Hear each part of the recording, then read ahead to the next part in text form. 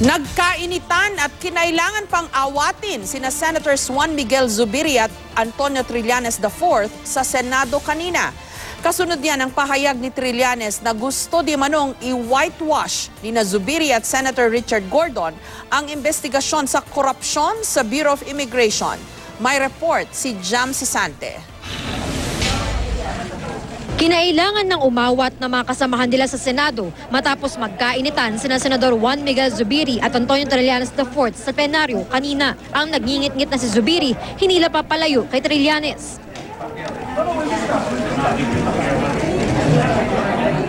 Nagsimula ito nang tumayo si Zubiri para iprotesta ang pahayag ni Trillanes sa panayam kanina sa programang News to Go.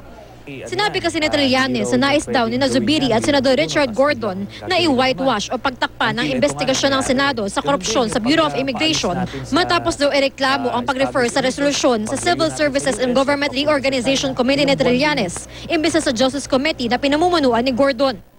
Gusto nilang sila yung maging hahawak ng hearing nang sa ganon pwede nilang ma-whitewash kagaya nung nangyari dun sa EJK hearings dun sa mga nakaraang buwan. I will never be a part of any whitewash. I take offense in that, Mr. President.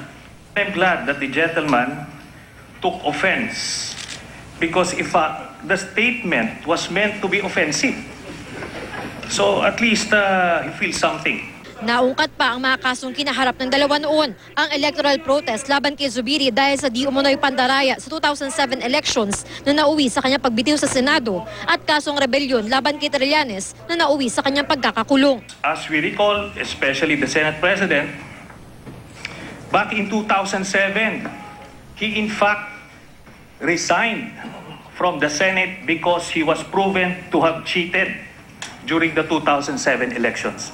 I never cheated in that elections. People cheated on behalf of the Team Unity at that time, and they are now in jail. The gentleman also is accused of rebellion and treason. He's only lucky that the former president pardoned him. Naghamunan na ang dalawa. If you want to declare war, then you should be prepared to have war. And this representation will not back down. I'm glad that he declared war. But you know, Mr. President, mabait akong tao. And people know me. I'm one of the most amiable senators of this chamber. But don't, if you pick a fight with me, I'll fight. I did not become world champion in armies for nothing. If you want to fight, tell me how you want to fight. Say it in front of my face.